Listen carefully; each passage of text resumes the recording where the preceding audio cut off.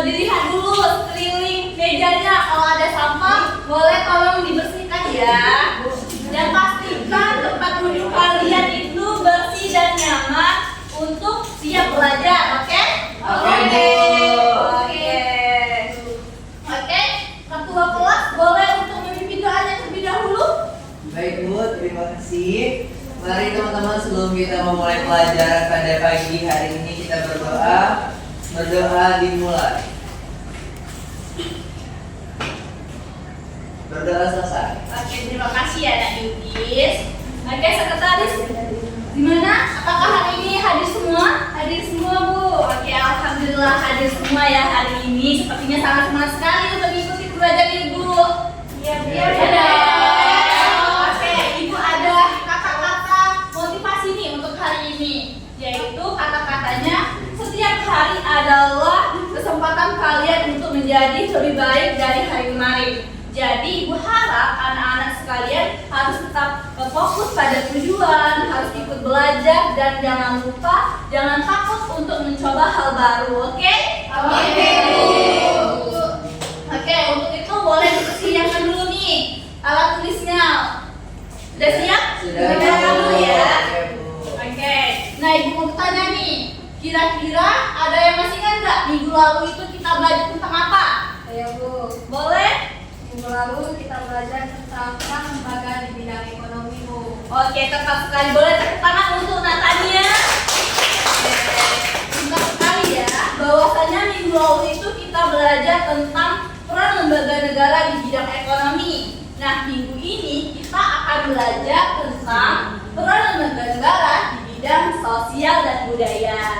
Nah, perlu anak-anak ingat bahwasanya peran lembaga negara di bidang sosial dan budaya ini tak kalah penting dari bidang ekonomi. Karena apa? Karena di bidang sosial dan budaya ini langsung menyangkut tentang kehidupan masyarakat, tentang nilai, budaya, bisa sekali. Dan juga kita bisa melihat bahwasanya peran lembaga negara itu langsung ikut campur ke kehidupan masyarakat. Oke? Oke, Bu. Oke anak-anak, jadi hari ini kita membahas tentang peran lembaga negara di bidang sosial dan budaya.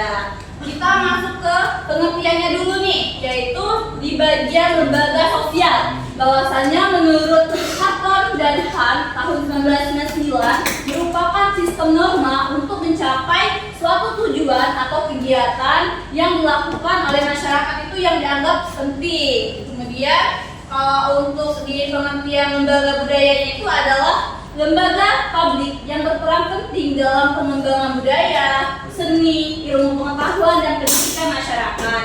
Jadi intinya pengertian dari peran lembaga negara di bidang sosial dan budaya ini berfokus pada mengurus tentang kehidupan masyarakat, kemudian tentang nilai, norma, dan pelestarian budaya kita.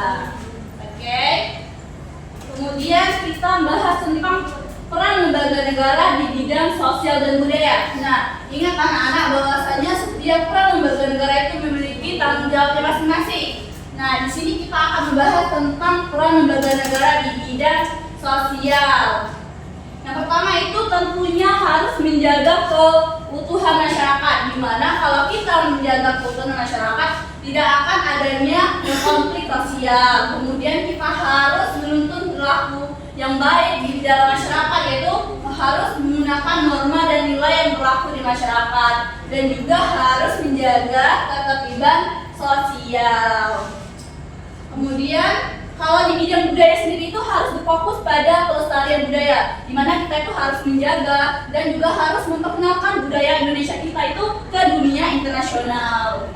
Kemudian, nah di sini ada contoh lembaga di bidang sosial dan budaya. Ayo siapa yang tahu nih contoh lembaga di bidang sosial terlebih dahulu? Saya bidang sosial. Oke, boleh. Kesempatannya Nak Nanda. Di bidang sosial itu ada contohnya bidang pendidikan, bidang kebudayaan, bidang ekonomi, dan bidang kesehatan Bu. Oke, pintar sekali. Boleh tepuk tangan untuk Nanda. Betul sekali anak-anak, bahwasanya contoh di bidang sosial itu yang pertama ada di bidang pendidikan, di mana lembaga itu berperan untuk memberikan pengetahuan dan mencerdaskan masyarakat itu melalui kegiatan belajar dan mengajar, di mana lembaga ini memfasilitasi nih masyarakat. Yang pertama itu ada sekolah baik itu di tingkat SD, SMP maupun di SMA. Kemudian ada di bidang ekonomi yang berfokus pada pelestarian dan pengembangan nilai yang ada di budaya kita. Kemudian di bidang ekonomi juga itu berfokus pada kegiatan produksi, distribusi, dan konsumsi untuk meningkatkan kesejahteraan masyarakat. Dan juga ada di bidang keluarga, itu fokus pada keluarga di mana ada naungan lembaga yaitu ada KUA, KPAI, Lembaga Perlindungan Anak dan Pengadilan Agama. Dan juga ada di bidang agama dan bidang kesehatan.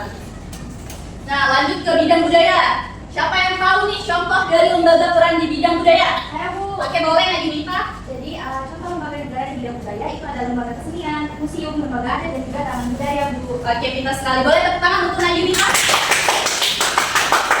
Oke, betul sekali ya anak-anak, bahwasanya contoh lembaga negara di bidang budaya sendiri ada lembaga kesenian, di mana itu berfokus pada pengembangan dan promosi seni tradisional maupun modern, di mana dia itu harus mengembangkan kesenian, seperti contoh itu ada lembaga kesenian Jakarta. Kemudian juga ada lembaga taman budaya, itu berfokus pada penyelenggara kegiatan seni seperti tari, musik, dan pameran budaya. Dan juga ada bahasa dan sastra, kemudian juga ada museum. Nah, ini kan siapa yang pernah ke museum?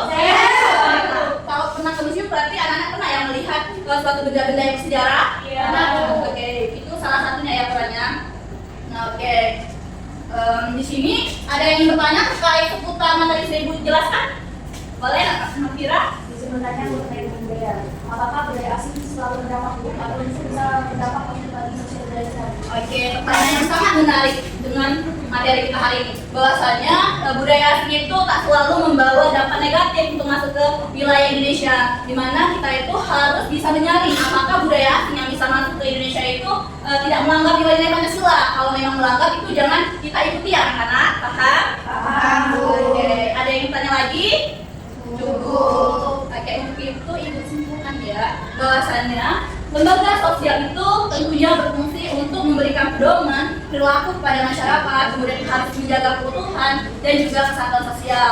Nah, kalau di bidang budaya sendiri itu lembaga itu bertugas untuk pelestarian, mengembangkan dan mempromosikan kebudayaan. Oke. Cukup sekian materi hari ini. Nah, minggu lalu kan sudah ibu bentuk kelompok menjadi 2 kelompok ya kalau nggak salah ya. Boleh. Dan juga sudah ibu instruksikan bahwasanya anak-anak boleh hari ini membawa handphone. Ya, dan juga jangan lupa handphone itu jangan digunakan untuk membuka website yang aneh-aneh ya. Yang Oke. Boleh untuk kelompoknya dibagi 2 ya ini. Udah ya. Boleh menikah. Oke, boleh menikah ya. Semuanya ya Bu. Ya, semuanya. Ya, yang belakang ya. Tadi mau datang. Oke. Oke, masing-masing kelompok boleh maju ke depan untuk mengambil lembar soal. Tidak aja ini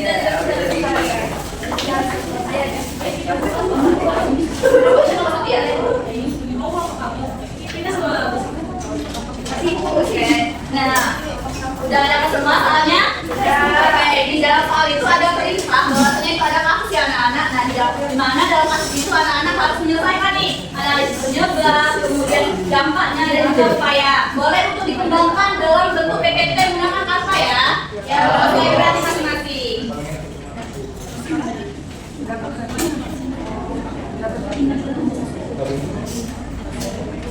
Oke.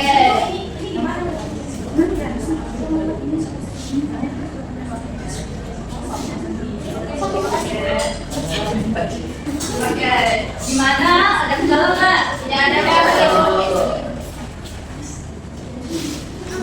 Udah siap? Kalau udah siap boleh dikirim ya hasil kampanye itu ke WA ibu, nanti ditampilkan di depan. Ya, ataupun di grup ya. Di grup kelas ya Bu. Ya, betul sekali.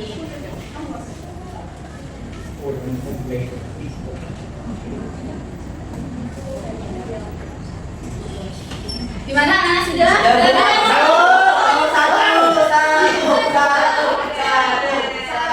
mau kalah sama excited. Dari kiri ya, boleh. Oke, buka bentar ya.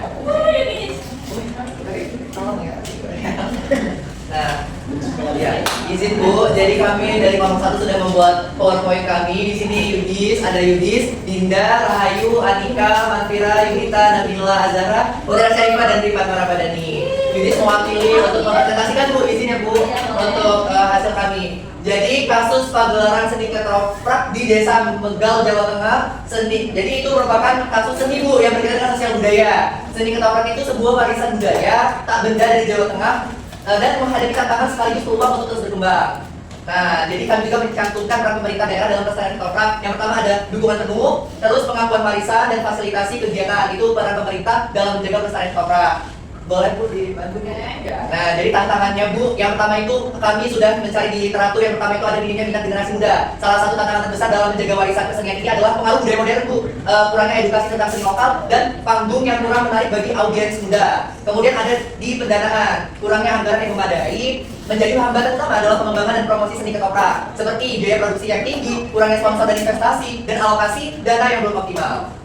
Nah, selanjutnya ada dampak positif pelestarian seni ketoprak. Yang pertama ada melestarikan budaya, menjaga identitas dan kekayaan budaya lokal dari kepunahan. Yang kedua ada peningkatan ekonomi lokal, menciptakan peluang usaha dan meningkatkan pendampingan masyarakat. Yang ketiga ada penguatan komunitas, mempererat tali persaudaraan. Dan yang keempat ada edukasi dan pariwisata. Artinya menarik wisatawan dan menjadi sarana edukasi budaya bagi pengunjung. Slide selanjutnya akan disampaikan oleh rekan kelompok saya, Anika Bu. Terima kasih Bu.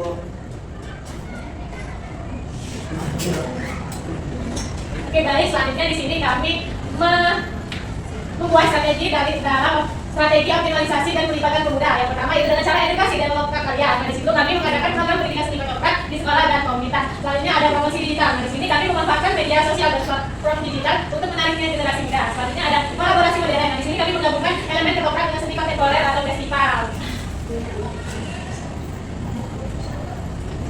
Oke, selanjutnya ada rekomendasi untuk masa depan ketoprak. Nah, untuk memastikan kelangsungan dari seni ketoprak diperlukan pendekatan yang terstruktur dan berkelanjutan.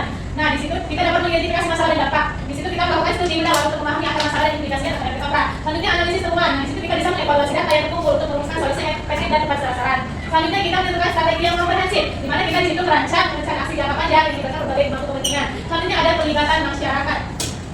Nah, di situ kita bisa mengaktifkan peran aktif komunitas lokal dalam setiap tahap pelestarian.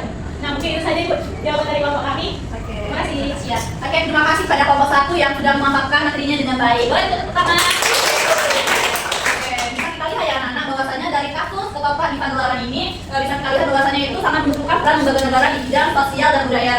Bahwasanya peran lembaga negara di bidang sosial dan budaya ini harus memastikan bahwasanya kehidupan masyarakat itu harus tetap aman dan damai, dan juga peran lembaga negara ini harus memastikan bahwasanya budaya yang ada di sekitar kita itu harus tetap relevan dengan kehidupan yang ada sekarang. Oke, sepertinya waktu bel sudah bunyi ya. Katanya waktu pelajaran kita sudah habis. Nah, untuk kelompok yang belum presentasi kita lanjutkan ke minggu depan. Oke. Sebelum minggu tutup di sini ada yang ingin menanyakan lagi? Apakah sudah paham semua? Paham. Ya, oke, paham semua. Untuk itu siapa nih yang berani untuk menyampaikan kesimpulan kita pada siang pagi hari ini? Boleh. Jadi kesimpulan dari penelitian kita hari ini yaitu bahwa lembaga sosial dan budaya memiliki peran penting dalam menjaga ketertiban, melestarikan nilai serta mendidik masyarakat agar tetap harmonis. Oke, tepuk tangan untuk Anika. Kalian anak-anak bahwasanya peran lembaga negara di bidang sosial dan budaya ini sangat berperan penting, baik itu di bidang pendidikan, bidang kesehatan, bidang keagamaan maupun keluarga itu sangat memiliki peran yang sangat penting. Oke, untuk itu sebelum ibu menutup, ibu mau memberikan tugas untuk minggu depan.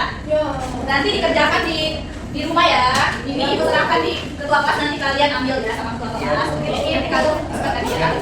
Oke, cukup sekian ya pembelajaran kita hari ini. Terima kasih atas semangat dan semangat kalian untuk mengikuti pelajaran hari ini. Cukupkan, boleh untuk ketua kelas memimpin doanya dulu. Baik Bu, mari kawan-kawan kita berdoa sebelum kita pulang ke rumah masing-masing. Berdoa dimulai. Doa selesai. Oke, dengan doa tadi semoga ilmu kita yang kita dapatkan hari ini bermanfaat ya teman-teman anak. Amin. Ya, cukupkan ya. Terima kasih. Wassalamualaikum warahmatullahi wabarakatuh. Waalaikumsalam warahmatullahi wabarakatuh.